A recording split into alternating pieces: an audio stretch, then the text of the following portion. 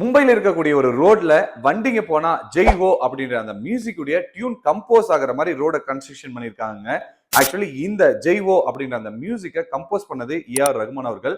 இப்போ ரீசெண்டா ஏஆர் ரகுமான் வந்து ஒரு குற்றச்சாட்டு வச்சிருந்தாருங்க. என்ன அப்படின்னா under the government of Modiji, அதாவது இந்த பிஜேபி கவர்மெண்ட்டுக்கு கீழே அவருக்கு வாய்ப்புகள் பறிக்கப்படுது, தடுக்கப்படுது அப்படின்னு சொல்லி ஒரு இன்டர்வியூல சொல்லியிருந்தாரு. உடனே இங்க இருந்து நிறைய பேர் வந்து என்ன சொல்லியிருந்தாங்க அப்படின்னா, அவருடைய மதத்தை பேஸ் பண்ணி அவங்களுக்கு இந்த வாய்ப்புகளை பிஜேபி கவர்மெண்ட் தடுக்கிறாங்க அப்படின்னு சொல்லி சொல்லியிருந்தாங்க. ஆக்சுவலி இந்தியாவில் முறையா இந்த மெலடி ரோட் கான்செப்டை இன்ட்ரடியூஸ் பண்ணியிருக்காங்க. அந்த ரோட்ல பாத்தீங்க அப்படின்னா யூஸ் பண்ணப்பட்டது ஏஆர் ரகுமான் அவர்கள் கம்போஸ் பண்ண அந்த மியூசிக்கை தான். ஸோ இன்னைக்கு இது ஒட்டுமொத்த உலகமே பேசிட்டு இருக்கிறாங்க. ஆக்சுவலி பிஜேபி கவர்மெண்ட் தான் அங்க மகாராஷ்டிரால ஆட்சி பண்ணிட்டு இருக்காங்க. அந்த லொகேஷன்ல தான் இந்த மெலடி ரோட இன்ட்ரடியூஸ் பண்ணிருக்காங்க. உண்மையில் பாஜகவை பொறுத்தவரை மொழியை வைத்து அரசியல் பண்ண மாட்டார்கள், மதத்தை வைத்து அரசியல் பண்ண மாட்டார்கள்.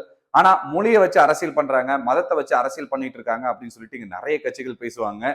உண்மையிலேயே பாஜக பொறுத்தவரை திறமைக்கு அங்கீகாரம் கொடுக்கக்கூடிய ஒரே ஒரு கட்சி அது மட்டும் தாங்க. இந்த விஷயத்த மக்களாகிய நீங்க எப்படி பாக்குறீங்க அப்படின்றத கமெண்ட்ல சொல்லுங்க.